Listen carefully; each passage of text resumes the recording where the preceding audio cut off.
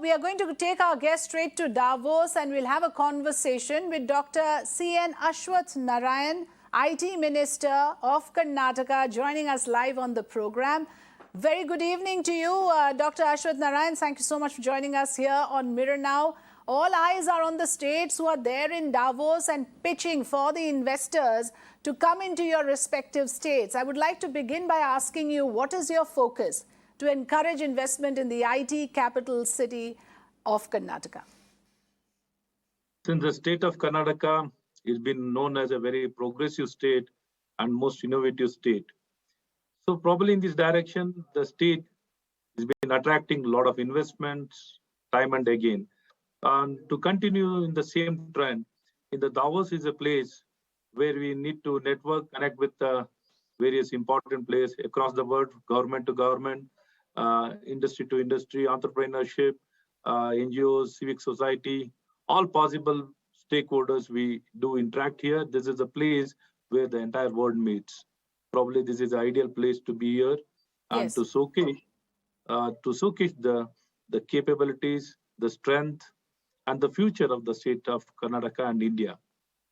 Yes, you are also the Higher Education Minister, Science and Technology, Skill Development, Entrepreneurship and Livelihood. So someone like you, of course, would be looking for a lot of opportunities when you are in a global stage, like in Davos. So far, how much territory has been covered and what else are you hoping to achieve out there?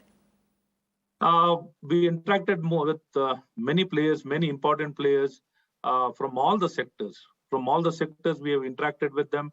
We were getting a lot of investments, the existing players expanding the present operations and the new investments, and more so with regard to the talent, the development of the talent is the most important. There's been a lot of demand for the talent. Probably in this direction, as you rightly pointed out, the education is the most important area. Yes. We are now collaborating and partnering with many of the players across the world, with the industry, with the universities, with the government, how best we can integrate and ensure the future technologies, how to integrate that into the curriculum and ensure the required talent is developed in a very big way. The Yes. talent is the most important. So in this direction, we had a lot of talks across the many players, and many were forward-looking and willing to collaborate and partner. That is a big takeaway from here, and I am very sure that the gap, whatever is in the industry, can be fulfilled. Along with this, the emerging areas, how to go about with regarding the emerging areas, the frameworks, what needs to be done, what kind of policies, what kind of opportunities need to be created. That's also very important. We need to work with each other to see how we can be the most advanced, the most innovative, are known for the technology, or the software and the startup. For all these things to happen, we need to be the leaders. We are working in this direction also. Yes. And with regard to all other investments also, we are doing excellently well. Our Honorable CM was here, and he has come out with many more policies to encourage in R&D, research and development, in a much more bigger way. We are giving a lot of impetus and importance and a lot of financial assistance for the R&D sector, and as well as with regard to the employability. Whoever is going to employ more number of people, the incentives will be planned in such a way that it is all driven by the number of employment. So in this direction, we are trying to work in a very big way, and Yes. and coming out with many other things to facilitate and ensure that state of Karnataka is the most attractive. And we are organizing a global investors meet in the month of November, from the 2nd of November to 4th. So we'll be looking forward for the participation from across the world. We have been reaching out to the many people in Davos to come and participate in this event.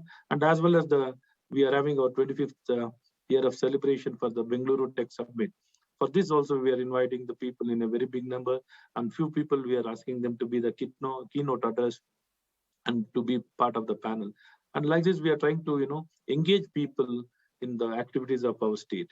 Yes, I do understand that job generation is a very big focus, not just for Karnataka, for the country at large, since the employment figures are dismal in this country at this point, and we are reeling under a crisis of unemployment. But Bengaluru clearly prides itself as a Silicon Valley. However, Mr. Minister, the headlines often dominate around bad infrastructure, traffic jams, and now you have this added issue of a very polarized, vitiated atmosphere. Are you going to address those issues so that the image that is created on a global stage also remains respectable?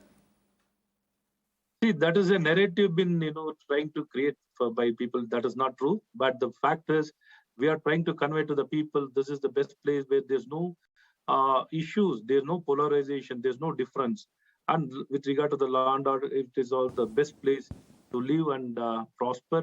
And Bangalore is the most cosmopolitan city. The Bangalore is the most cosmopolitan city with a lot of diversity. There's no question of having differences in the harmony or the polarization, nothing like that. We are trying to abide by the law of the land. We are very clear with when it comes to the rules, regulation, and law. We stick on to the law and we tell them very clearly what is in place. Whatever is the law, it will be applicable to each and every person. So there's no question of polarizing or any differences, tension, nothing like that. This is the most peaceful place. Bengaluru is known for its peace, harmony, and diversity. And I think you can't see any other place across the country or across the world with this kind of diversity having such a kind of peaceful situation.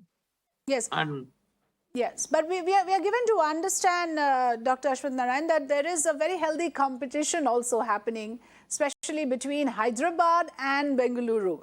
Now, who gets the heads up? Who gets a better place in a global stage? You can be frank with us. There's no comparison between Bengaluru and Hyderabad. There's no comparison. It's we are not trying to compete with any of our neighboring state in our country. We are trying to compete with the best of the best destination. We want to be the best. In India, the Bengaluru is the only one very well-known international city, and we are among the 30 cities across the world known for progress and prosperity. For innovation, technology, startup, it's been known. So we're not trying to compete with anybody. We want to be the best in the world. We are the second Silicon Valley in the entire world. We are the second in the chip designing across the world. And we are trying to emerge in all the areas. We are trying to improvise ourselves, and we'll never compete with any of our neighboring states. And we want to compete with the entire world, and we want to be the best destination for the entire world, not for our country. Yeah, one of the things that we keep hearing is about ease of doing business. Is there anything that you would like to share with us on how you are convincing investors, prospective investors, on the ease of doing business with Karnataka? What would be your USP?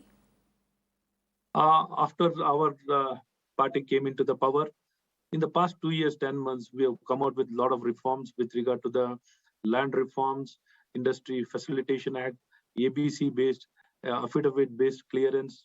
Any unit can start, establishing their industry or the units without any permission. Once they go for the production or the marketing, then they need to get the clearance before that. And along with this, we have come out with the labor reforms and the ease of doing business, licensing, administrative approval. Everything is getting simplified. We are getting everything on the digital platform. We are trying to digitalize every possible space. So probably in this direction, the state of Karnataka has been very progressive and forward-looking, and to promote the ease of doing business, and people should really enjoy doing business in the state of Karnataka. Well, people should enjoy doing business in the state of Karnataka. On that note, Dr. Aswathnarayan, thank you so much for joining us here on the program. Appreciate you joining us and sharing your views on the kind of pitching that the state of Karnataka is doing at the global stage. Thank you very much.